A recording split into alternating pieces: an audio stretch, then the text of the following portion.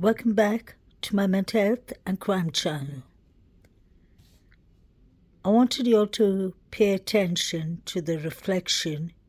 You see the white Hyundai Elantra, or the white car, once again. I believe it has to do with Hannah Clay's brother. Told us this young man was with the girls at the corner club before this. ISP says authorities contacted the young man in the video. There you see the white car. As part of the investigation. They are not labeling him as a suspect or person of interest at this time. Contacted the young man in the video. See the white car there? They are not labeling him as a suspect or person of interest at this time. Police. 3 days since 4 University of Idaho students were found murdered, and police are telling students and residents they shouldn't be concerned for their own safety. But that is hardly reassuring for the rattled community or for the victims' families who are vowing to find the assailant. Now, just surfaced surveillance video is helping piece together a timeline of the hours leading up to the slayings. Here's Stephen Fabian. It's chilling video of 2 University of Idaho students hours before they were brutally murdered. Kaylee Gonzalez in the white hoodie and her friend Madison Mogan were at a popular food truck near the campus. I would like the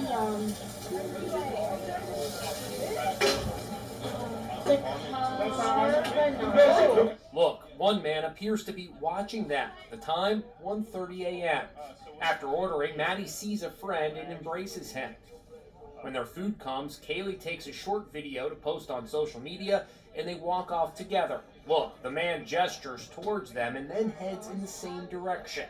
It's believed police know who he is. Kaylee's sister Olivia watched the video. Kaylee was aware of her surroundings, maybe a little overly aware, which is also why all of this is so confusing to us, because Kaylee's not stupid. She's a smart girl. She's a strong girl. She's a mean girl. She's a fighter. The night began at around 10:30 p.m. when the friends took an Uber to a downtown bar called the Corner Club. It was a party atmosphere, with Kaylee and Madison described as being in good spirits. They left a little after 1 a.m., and that's when they stopped by the food truck. 1:56 a.m., the girls take an Uber home. They were stabbed to death between 3 a.m. and 4 a.m. that morning, along with their friends Ethan Chapin and Xana Kernodle. Very interesting how 4 students can be overcome by one person with a knife, not a gun. Isn't it fascinating how Nancy Gray calls Brian Koberger incel now? And in the very beginning, even Steve Gongalves believed that Jack Showalter was cleared out too soon. How could they just judge someone and ignore someone like Showalter, who fits an antisocial personality person? The disorder, the symptoms, getting kicked out of his flat for harassing females, throwing unalived coyotes, a flatbread bakery in Boise, Idaho, where he worked. The young woman told us what she went through with him. She had to slap him to get him out of her way, allegedly.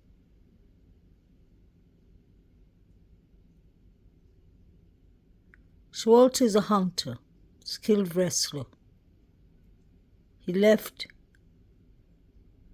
with other girls. The girls left. They ran away from him, basically.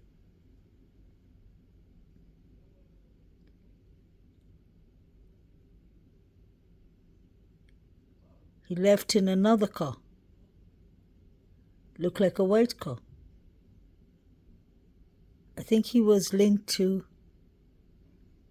Hannah Clay's brother. 911. We're learning that the caller was not, repeat, not either of the 2 roommates who live in the house and apparently slept through the massacre. So the mystery is, who did make that 911 call to police, and how did that person make the gruesome discovery?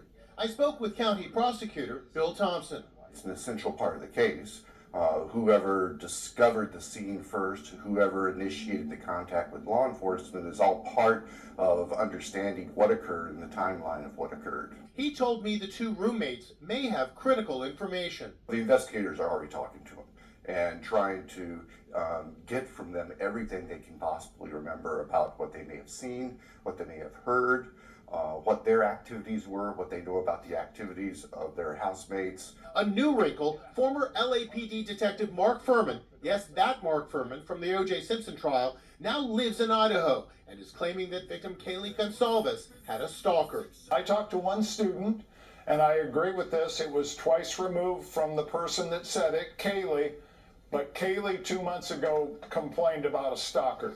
Of the house they shared. We're learning that Stalker. This social media video shows all 5 women in the kitchen of the house they shared. We're learning that the killer, for some reason, bypassed the rooms where the 2 young survivors were sleeping. Their story was they heard partying, they heard noise, but they just, as usual, said, there's partying going on. They locked the door. Another mystery, where was Kaylee's dog the night of the killings? Why didn't his barking wake everyone up? Autopsies on the 4 students found each had multiple stab wounds. Some had defensive wounds, showing they fought with the attacker. And there was no sexual assault. County Coroner Kathy Mabbutt is describing the murders as personal. Were they found in beds? Yes. There were multiple stab wounds. The fatal ones were to the chest area or the upper body area. The father of Xana Kernodle says her wounds show she fought for her life. Bruises and just, maybe hurt by the knife or whatever. She's a tough kid. Whatever she wanted to do, she could do it. And we're learning that another victim, Madison Mogan, had planned to spend Thanksgiving with the family of her boyfriend, Jake Schreiger. His mother says his world has been turned upside down. Showing anger over the progress of the investigation in Moscow, Idaho.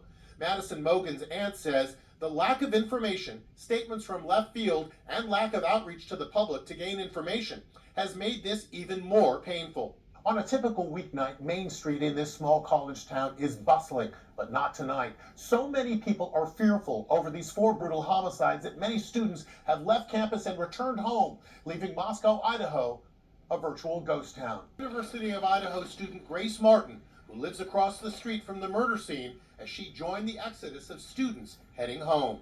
Living next to the crime scene, it feels very dark. Like there's kind of a spirit of death around a bit. Abigail Spencer, news editor of the campus newspaper, says the lack of information is fueling fear. They keep saying it's an isolated incident, but if we don't have an idea of who it is, nobody knows what to look out for, and no one knows how to keep themselves and their friends and family safe.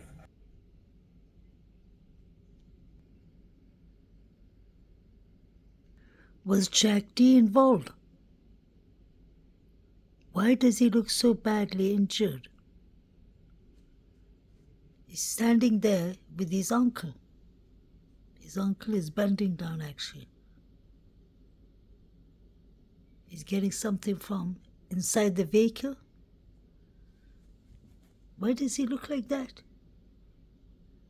Jack D, Jack S, David Lodge, David B, the Banfield boys. In my opinion, the surviving roommates are all involved. Or know something. It was different motives, but this was personal. This was revenge and crime of passion, in my opinion. Doesn't look right here. How come we never got to hear Jack Showalter's alibi? If it was that solid, why did they let us know? He was the only person who left town that night. He left at 2 a.m., allegedly. He drove to Boise, Idaho. Did anyone see him driving?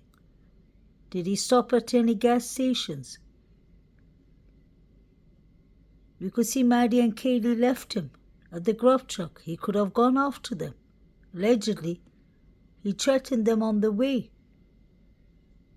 from the corner club to the grub truck. He said, we're going to get you for that, Maddie. And some people heard that he said, we're going to get you for that girl. So we have Jack D, who's injured, Jack S, who has a scar on his face, was thrown out of the corner club, who was thrown out of his flat. He blamed Ethan for being kicked out of his flat, and he believes that Kaylee got him kicked out of the corner club. Instead of calling BK an incel, they should be more focused on this young man if he has any antisocial personality disorder symptoms. Where was he that night? He was the only one who left, and he got into a white car. Was he working with Hannah Clay's brother and brother's friend? It seemed that way. He seemed like he was working with the Sigma Chi fraternity boys there too. He didn't buy any food.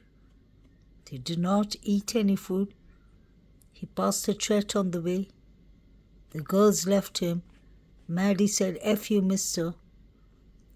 He's the only one who left to his parents' cabin in Boise, Idaho, and later on we heard he went on a missionary work to Kenya with his family.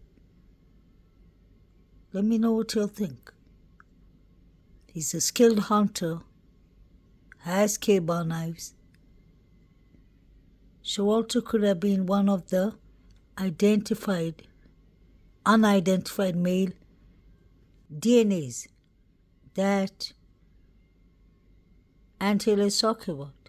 And one could be the Davids, or Jack D, or Adam, or the three boys at the Banfield.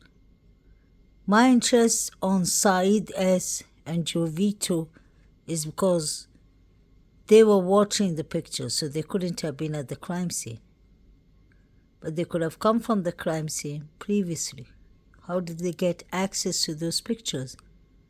Liz Cavoshi and her brother Jack Cavoshi were sending Venmos around. Was there a live stream going on? Were they paying for this live stream? Jack Showalter looked like he had something in his jacket. Even Steve, Kaylee's father, was worried that Showalter was cleared too soon and that he left the country. I wonder why they didn't mention that DM was using VSCO page. I wonder where the VSCO page is. Is it on Snapchat? These pictures were on it. And it was on that day, that night, 12th going on the 13th. Is that why police are interested in finding out from the 12th of November, 5 p.m. to the 13th of November, 12 p.m., when 911 was called? How did Saeed get these pictures? Was it BF who was taking the pictures and sending it on Snapchat, Instagram, or TikTok? She was sharing it somewhere. She was taking photos. Was it DM who was sharing it? Kaylee in the sitting position. Wonder who the person is downstairs. Could it be Jack Showalter? Because Jack Showalter has on a white hoodie, so all he has to do is wear this COVID mask. Maybe DM didn't call 911 because of what happened 13 days before at Halloween. She looks like her eyebrows have been shaved off. You can see Maddie sitting on her lap. Is it hazing?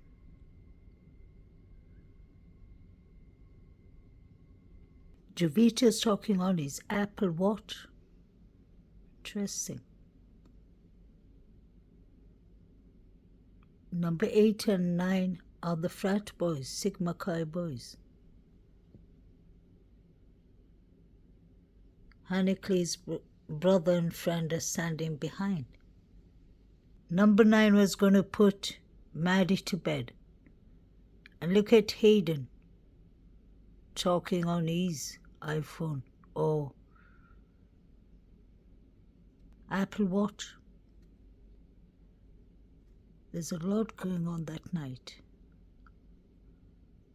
Hannah Clee unalived herself because of all the bullying, allegedly from Maddie or Kaylee.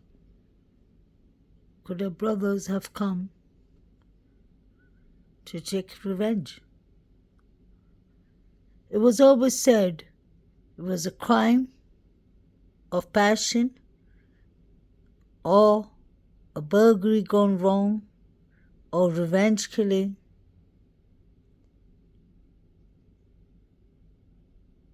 It was targeted, it was personal. It was going to be Hannah Clee's birthday on the 14th of November. Look at them talking to the Sigma Chi fraternity boys. Although it's blurry, apologize. There were at least 3 separate organizations, I believed, involved, or 4. Did DM's father come to take revenge because his daughter is being called G-A-Y? She's been called Jaden Smith. It is Maddie who put it up in her TikTok. May she rest in peace. So you have Hannah Clee is bullying, you have DM is bullying going on.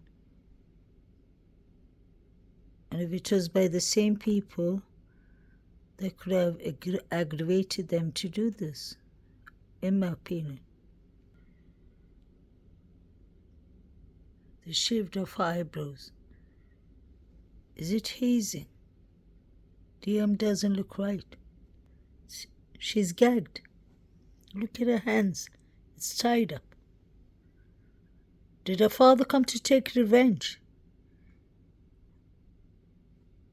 And could BF's father come to have helped her to lawyer up because she had rugs in the house? In my opinion, you see it from her Venmos. But pay attention to DM. Maddie put up all those humiliating pictures of DM. May she rest in peace. Could that have triggered DM's father to come and have helped his daughter? What about BF?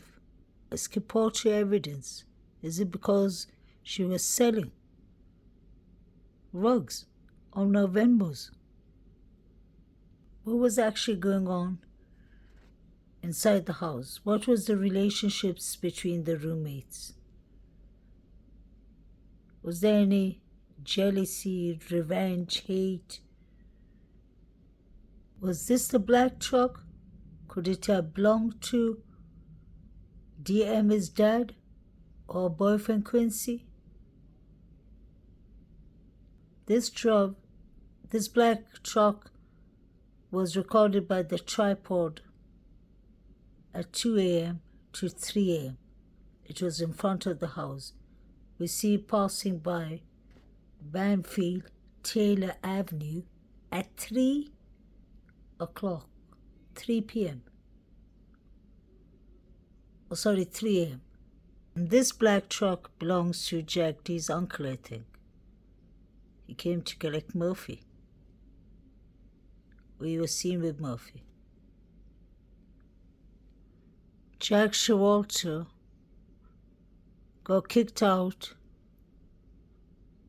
of the corner club, and he blamed Kaylee for that, and he got kicked out of his fraternity, his frat, and he blamed Ethan for that.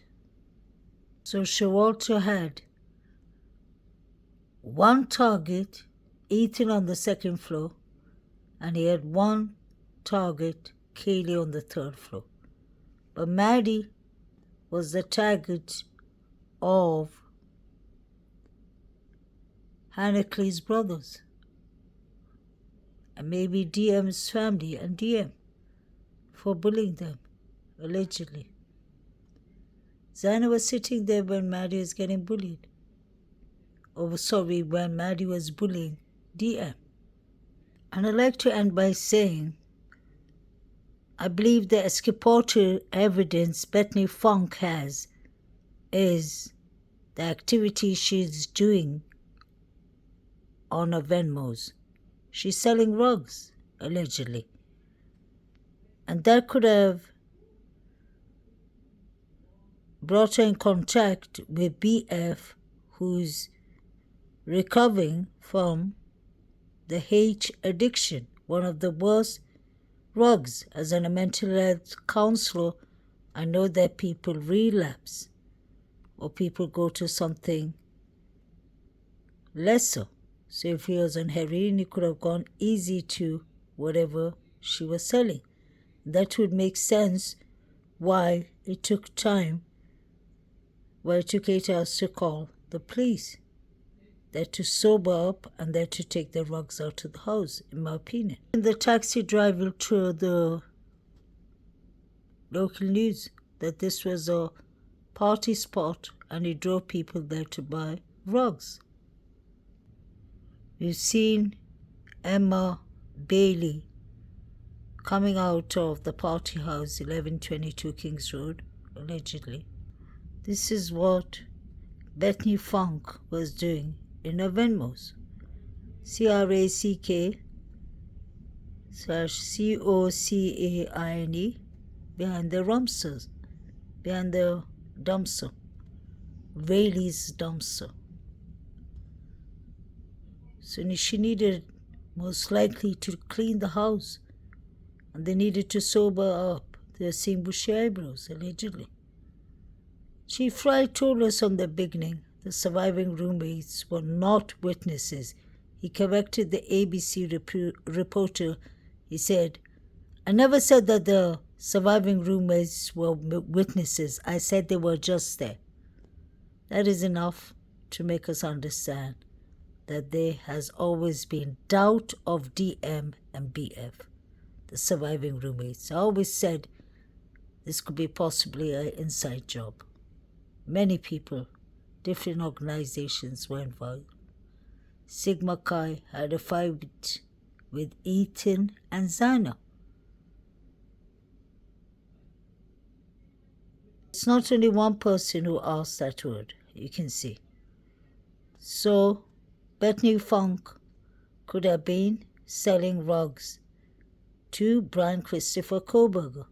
That is the exculpatory evidence, in my opinion. I always believed there was somebody who was dealing rugs in this house. And it makes sense. Maybe Emma White and Demetrius, Emma Bailey's, and Demetrius were providing Bethany Funk whatever she was selling. And she could have been selling to Brian Christopher Koberger. Of course he could have had a relapse. It happens all the time. And he was under a lot of stress and pressure with the university. Holidays was coming around the corner. He was warned by his professor that he would lose his job, allegedly. Let me know what you're thinking in the comment channel. We have Bethany Funk who was dealing in the house. There could be the connection with Koberger. Let's summarize. We have DM who was being bullied. Hazing was going on. She was gagged. She was made to look like a clown. Feel sorry for her. The father could have come, got upset, and finished off the job. Maybe there was a mean girl pattern behavior going on because Hannah Clay's brothers were at the grub truck with the white car and Jack Showalter went inside the white car. Let me know what you think. Have a lovely Easter. Please like, share and subscribe.